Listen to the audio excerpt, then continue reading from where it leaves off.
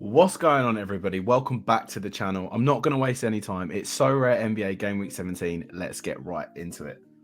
So jumping straight into my results from Game Week 16, it's not great viewing. I had a few good players in and around a few different places. Kelly Oubre with a 63 there, American tender for me, but the rest of the team let me down. I did take a gamble with Seth Curry and Joe Harris on that one game against the Wizards, and it did not pay out for me. Joe Harris in and around his L10, but Seth Curry definitely did not. And they're two players that sort of play alongside each other. They're substitute roles for each other, so it was a risk, and it definitely didn't pay off, which is a shame because even Matu got 12, and that's sort of all I was looking for him really of that filler gap point in rare contender, considering how well Nick Batum's done. And yeah, anyway, we'll move on from rare contender. Rare champion, the same sort of thing really. Jaylen Brown put up 65, but again took a risk with Embiid, and he only dropped 45 on the Kings. I say only. We've come to expect Embiid now to be putting up those sort of 65-point scores for us, really. Jeremy Grant, he's been really good in the past. I won him a couple weeks back. When Dame Lillard wasn't fit and healthy playing, Jeremy Grant was more sort of not the main ball handler, but he was their main go-to guy. And now he's gone back into that sort of usual second-tier role in that side. He'll still get in and around his L10, but I think the days of seeing the 50, 60-point marks from Jeremy Grant are pretty much gone. Moving up, Landry Shamet, big 34 points in the underdog. If I could have used him in the rare contender, that would have been more beneficial to me. But this is the story of this game week. I've got a Vanderbilt of 52, which is double his L10, let down by Marvin Bagley 8. So across the board, I've had good picks, like the Julius Randle 53, but I just didn't get them collected in the one correct lineup, which is sometimes the way it is on Sorare. Moving into game week 17, then we've got some new prizes that have been given out on. It's a new UI that Sorare are going for, and the amount of updates they've been doing on this recently has been fantastic, really. In terms of when you look at, I think it's all to do with the Premier League coming on the football side, something which I haven't really dabbled in. I'm more on the NBA only side of things for Sorare, but I think they're making a lot of implemental changes into the game just to see it. So when the football launches, which will be their really, really big product, that they're in a better space. But we're still in the early days of the NBA version of the game. So it's nice to see that there's a few new competitions. It was disappointing to see that the tiered rewards for this week have dropped, even though they've not put in the scarcity limits that were meant to be expected for this week. They've been delayed a week, but they've still lowered the rewards, obviously, as they're probably expecting a bit of a tip-off from, a drop-off in numbers joining on these rare contender lineups, because when you look at this here, I don't think we'll be expecting, what was it for this week's one? Can I see it this way? Tournaments, yeah. 3,025 in rare contender, and that would have been a lot of people that would also be running one limited or two limiteds in their lineups, and I don't think we'll be seeing that again. Big shout out to you, 313 points. Yeah, Jokic was a killer this week. He was an absolute killer. But yeah, moving on to game week 17. Let's go through my lineups. Here we are then. So for limited contender, I'm going a bit heavy on the Pistons, which I'm not a fan of. But when I go through the rest of my teams, you might understand why. With my somewhat limited gallery, this makes the most sense to me on limited contender. So I am going for the duo of Marvin Bagley and Jalen Duren, with a Corey Joseph thrown in there too, because for an L10 of 14, back-to-back games, could see him get some more usage rate coming off the bench if they are getting blown out by the Nets or potentially the Kings. Like that beam, they've been doing really, really well. But for an L10 of 14, he's a nice enabler for the rest of this team here. Jalen Duren, of which has been starting, I think he started the last 4 games now for the Pistons. So he's been doing really well from that sense. And even though he hasn't been getting defensive actions, he's been getting really good boards and really good points in not limited minutes, but sharing the minutes with Marvin Bagley here. And realistically, I could play Chris Boucher or Jared Vanderbilt, but I've got a feeling that this back-to-back is going to be a bit more kind to them. Chris Boucher potentially, but he's seeing less and less minutes. I've noticed in Toronto, he's never really going to be starting for them. It doesn't seem Nick Nurse is ever going to slide him into the starting lineup. He does get good minutes off the bench, but for now, I'll stick with Marvin Bagley. But if you think that's wrong, let me know in the comments down below. Also, I've got Nick Richards playing. He's been having a good season for Charlotte, really. They don't like defending bigs in general, but he comes off the bench quite a bit. I think he's had the occasional start, but in general use, he's normally been averaging, for me, when I've played him anyway, I've seen him been getting me consistent double-doubles. Not in a back-to-back, but in a 2-game week against Atlanta and against Denver. it's not the best. They're not the best games for him, but we'll wait and see. And then this one's a bit of a gamble, really. I could play Beal if he's back, but I still think he's got injury doubts, and I'm not sure they're going to play him in both games, or he'll be on a minutes restriction for both. And I'm not really sure I want to fancy that with my sort of heavy hitter in this limited contender lineup. So I will go for Vucevic primarily on the basis of that one. I know the Knicks have been doing well, but I think that game could be just there's no defense, pure vibes, and everyone's going to go for it. It'll be like a 130, 140 point game for each side. And then also he's got the day break, and then he plays the Timberwolves, who are without Karl Anthony Towns. Rudy Gobert's not a great matchup for him, but who knows? But now that I say this, yeah, I could drop Bagley to Chris Boucher like this, and then change Vucevic to Beal, but I'll wait and see in terms of last minute lineup news. But yeah, that's pretty much where we will stay with that. So anyway, moving on to Limited Champion. This is the lineup that I've currently got in place ready for the lock. We've got Ja Morant. He has only got one game this week, but it is against OKC. He's been putting up really consistent scores in and around the sort of the mid-50s, low 40s marks. I know he got that 62 also against them, so it's given me somewhat confidence that he can outperform his L10, which isn't necessarily relevant for Limited Champion, but you're always wanting your players to outperform their L10s anyway. I like the matchup again this week. It's just obviously with one game, you run the risk of it. But at the moment with my gallery, I've kind of got to go for that. Julius Randle, really happy to have him in the team this week. 44 L10, been doing really well for the Knicks in general, as you can see in his last scores. Like a 72 would go out of the park for this, especially, and I know I sort of counteracted it a moment ago of playing Vucevic, but Chicago bigs in general, Vucevic just is not playing any defense anymore. Not that he played much anyway, but it's literally gone out of the window, and the whole vibe around Chicago is a bit indifferent, shall we say, at the moment. So, that's a great fixture for him, along with the Pacers game as a backup one. I'm expecting him to hit the sort of 50s mark again. He did this quite consistently in the last two games. 72's in there. There is potential for a drop-off, but we'll ride with it. Now, I wasn't overly confident on playing Clay because he's not going to play both these games. He might play against Philly, or they'll rest him for that and he'll play Toronto, or vice versa. He's not played a back-to-back all year, and I don't think it will start now, especially with last night Steph Curry went down with an injury. I think he's missing at least 2 games, having an MRI. But if he's out, Andrew Wiggins is out, they will not play Clay in a back-to-back just for the sake of it. They'll just write that game off, and he'll play in one of these. And if it's against the Sixers, I don't think he's going to be hitting anywhere near 38. He's only hit this a few times realistically. And again, it could be a case of where I've had a low scoring Clay again. But for now, we'll ride it. Again, if I don't make the change for Bradley Beal in my contender lineup, I could slide him in and just swap them out. But for now, we'll leave him in here, and unless I hear any more news about Bradley Beal. And then the last 2 guys, just to fill the lineup out, we've got a Seth Curry here. He is playing a back-to-back. I'm not as fussed playing Seth Curry on these back-to-back games, because if the Nets decide to rest KD, Kyrie, or Ben Simmons, or all 3 of them, or anything like that, there is potential Seth Curry could make it. He didn't make the cut the last time they rested everyone against Indiana, and Markieff Morris popped off and things like that. But on a back-to-back double for a 20 L10, I'm fine with it. It's the same thing really with Grant Williams. They play a back-to-back at Orlando. When he comes off the bench, he can very easily sort of score in that 15 to 20 mark, get a few rebounds, maybe an assist or 2, and a defensive action. And I think an L10 of 18 is pretty great. So I'll quickly go through my limited underdog team. There's not really too much here to show. It would be nice to play Cam Reddish in one of these games, but Tibbs absolutely hates him and he's waiting for a trade now. So we've got Landry Shamet, we've got David Roddy, Luke Kennard, we've got Jet LaRavia, and James Bouknight, who has fallen out of absolutely all rotation of the Hornets. So yeah, that's pretty much it. Right, we are now moving on to Rare Contender. So we are taking advantage absolutely of the 2 limited cards that you can still use because they delayed this by 1 week. Again, I'm not overly confident about this particular lineup. Gary Trent Jr. back-to-back against Brooklyn and Golden State. If Golden State have definitely got those injury woes and he starts in this game, I'm expecting near on just a little bit higher. Like he got like 51, but that's an outlier. He's normally around the 29 to 30. He's normally at high 20s, low 30s mark. And that's kind of all you really want from Rare Contender. You want small out performances on L10s. And then if you can get one guy that absolutely pops off, then you'll be great. Same thing with Seth Curry.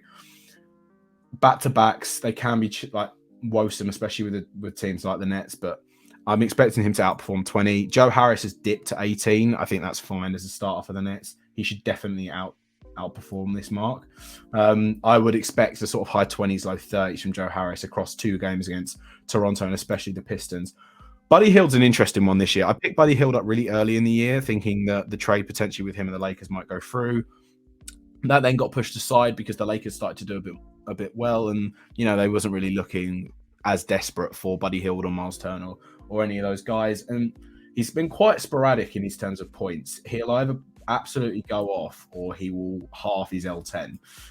It's been a bit more consistent lately, especially with Tyrese Halliburton going down. But against the Knicks, against the Cavs, I'm expecting at least above an L10 performance from him. And then this spot is my only concern. I know Beauchamp isn't going to play. He's fallen out of the rotation absolutely completely. He had that one game and I got suckered into it, and it was I've not had many bad purchases on Sorare, but this is definitely one of the worst ones. Rookie card, so I will end up keeping him and I'll just gain the XP on him. But with Chris Middleton back, he's not going to be playing. So I'm probably going to have to find a replacement for him. It could go to Landry Shamet, or I know Reggie Bullock's got a double this week, so I might go out and buy one of him. But if you've got anyone else that you think, let me know in the comments down below. And then finally, it's the rare champion lineup. Let me scroll down to it. We've got a league pass up for grabs in this one here, although I'm not particularly confident about finishing first in this one. He has just the one game, which it's not ideal, but it's against the Golden State Warriors. If they've got Steph out, if they've got Andrew Wiggins out, they'll probably rest Clay. There's potential for Embiid here to go ham, put in a big score. You're looking at the high 60s, low 70s. His L10 is really inflated at 63 at the moment. And you always run a risk where there's only a one game. But unfortunately, I think this is just the way it works with my gallery this week. Jaylen Brown, 46, again, high L10, but he's been doing fantastic for the Boston Celtics recently. I would expect above a 46-point performance, especially against the Magic in a back-to-back. There is obviously the chance that Jaylen Brown will sit one of these games out. But, I think even so, Jason Tatum or Jaylen Brown seem to go off either or one night. We spoke about this on the podcast, which you can find in the link below. But I would expect Jaylen Brown to do pretty well across one of these games and outperform his L10, which is all you want to see realistically. Kelly Oubre Jr. again. My one concern for Oubre Jr. really, his usage rate has been really, really high, and he was a pickup I made, I'd say about 3 weeks ago to a month ago now, and it's balanced out with the fact of LaMelo Ball not being in Charlotte and not playing. He's back now, and I was worried about it last night, but then he went and put up 54. I know it was against the Pistons, but it still showed to me that unlike Jeremy Grant, he would still be getting a lot of the ball. He would still be one of the main scorers in the team. And, I'm not as concerned for Oubre Jr. as I am for Jeremy Grant. So he'll play. And then, of course, because of these two here, you have to look at some more savvy ways of filling out your L10. Andrew Nembhard was a guy I picked up about a month ago. Rookie cards starting for the Pacers. It was a no-brainer to me. I think I got him for like 20 quid. I don't know where he's at now. He probably spiked massively after that big game against the Warriors and Steph. He's sort of come back down to form now. But again, a back-to-back game against the Cavs, against the Knicks. The Pacers might rest Halliburton or they might rest Benedict Mathurin. And, the usage rate on these guys, for Nembhard, it's not his team. It's not his role at all in the team. But there is obviously scope and potential for him, as seen even with that 38-point game against the Jazz, and even really last night. There is scope for him to outperform his L10, especially over 2. If it was one game, I'd be a bit more concerned. And then lastly, Miles McBride. Now, this guy I won as a Tier 5 reward a couple of weeks back. Didn't think too much of him. I'm never going to sell a Tier 5, especially when they're like 10 quid as a rare or 15 quid as a rare. I just sort of kept him. And, if any injuries come about, like Brunson went down, there's potential for him to get more minutes. And the way it has ended up working is that Cam Reddish has just completely fallen out of the rotation from the Knicks. He's looking for a trade away. They are looking for a trade. They're looking for a trade for him. And Miles McBride, I don't think he's ever going to hit that Nembhard level of dropping 61 on a 25 L10 or a 20 L10. But, of an L10 of 10 this week, there's definitely scope on a back-to-back for him to sort of get that 15 to 20 mark, which is what you want from a guy that is in your L10. It allows you to it allows me to play an Oubre and a Brown. I could play Wiggins, but I think he's going to be out, or he'll miss one of these games. He's not going to have missed 4 games straight, and they'll throw him into a back-to-back. So, especially with Steph out. So, that's where we are at the moment for it. Moving on, these are some of my options of that I don't have personally in my gallery, but I think are really good and solid options, not only for game week 17 on NBA So Rare, but moving forward as well, that you can hold them. You don't want to be jumping in and out of cards that are at this value, especially with the 5% tax that's on the NBA So Rare version. But these are good, solid pick up and hold cards. Now, Nikola Jokic, his price isn't inflated right now. It is somewhat around the average price. I don't know what's happening over here. Is this a high? It's not even a rare. I don't know what's happened there. But anyway, looking at around the 160 mark that you can get him for, I think he has a back-to-back this week in general, the Lakers and the Hornets. And the Hornets just do not enjoy defending any centers. Any big men, they're just not a fan of it. They will let them through. That's projecting 35, 61 on a 35 here, but I mean, you're looking at the mid 70s, high 70s, I could say, for this. You could easily score him. You could see him in the 90s mark that he's capable of it. I mean, it's Nikola Jokic. He's a back-to-back MVP. But I think for a solid option, you could pick up the limited card and you could play it in a rare lineup this week. I'm obviously not going to recommend dropping that amount of money on a Jokic card, but I think going forward, he'll give you a solid option as an MVP every week, and he's definitely a good pickup. As is Kevin Durant. Now, again, Kevin Durant's price, it's not inflated right now, and it seems to be on the downtrend, and I'm not quite too sure why. It's probably because of the resting of the whole team the other day, and that's put people off. That coupled with, Sorare just minting a few more cards now and whatnot. But again, like Jokic, he's a little bit on the cheaper side. I think he's £100 less than what Jokic was, but he'll always be in and around his L10 and with the potential for a very, very high ceiling and not really ever going near that low one. If he doesn't play, he doesn't play. He won't be around it. But for KD, you're sort of looking at a guy that, I know he's 34, but you can keep him for a couple of years no matter what. He's going to be in and around for another 2 years. He's a card that you can keep for the rest of the season. He's always an MVP candidate in your lineups, and he'll always score well. When's the last time he realistically... We're looking November the 24th, so there's 10 games there in which the last time he didn't put up something near his L10. And he's definitely, he's got the dark greens there. He's got the ceiling to go way beyond his L10, and that's all you can ask for these type of players. Not an MVP candidate here, but Julius Randle has been absolutely balling out for the Knicks, and it's hard to see why you wouldn't really want to get in on him. He's one of the cards that I actually do own. I think I can show you where I got in on him. Will it come up through here? It might be more than a month. Is it more than a month when I bought him? No, it can't be. Anyway, it's not coming through for my purchase of Julius Randle, but again, we're looking at the mark here for him around the £25 mark. He'll always be one of the main guys for the Knicks in terms of their usage rate. Jalen Brunson has shared that a little bit this year. RJ Barrett hasn't really lived up to expectation of his development this year, but he's still a solid option. But Julius Randle, 27 years old, he's not going anywhere anytime soon for the Knicks. I can't see them making a trade for him. They're in this weird limbo state where the Knicks they're nowhere near bad enough to blow it up like the Bulls should be doing, but they're nowhere near good enough to realistically put them in any form of conversations for meaningful games and meaningful NBA chat. They'll make the playoffs potentially via the play-in, but as a so rare asset, Julius Randle will always put 20 points a night. He'll get boards, he'll get a couple of assists, and he'll get defensive actions, and that's mainly what you want for an NBA asset on so rare. Moving on to some other guys that have just got a little bit lesser L10s that, they enable you to get some guys in your lineups that you really want to play. These big dogs that you want in your lineups, you need those lesser L10s that can just, go off one night potentially, and they have that opportunity for it. Now, one of the picks this week is Darius Bazley. Now, my premise for this realistically, he's seeing an uptick in projected minutes. He has potential for dark greens that you saw towards the end of the season. He's coming in at £7, so he's not going to break the bank. And I think he's a guy as well that you're not going to play him every week. He's not going to be needed every single week. He's got a back-to-back in the Blazers, the Pelicans, the Spurs, and the Hornets. So he's got good fixtures in the future as well. He's a guy that you can train up when you're not playing him, and then for game weeks like this where you need someone that can come in. I mean, you can see the market's moving with him as well. You need someone that can come in, enable you to play your big guys, and potentially outperform an L10 of 13. Roto have got him projected at 25 minutes on a 22-point score, but In these back-to-back games, if either of these are getting blown out, you never know with these guys. They can jump in, they can play a few more minutes.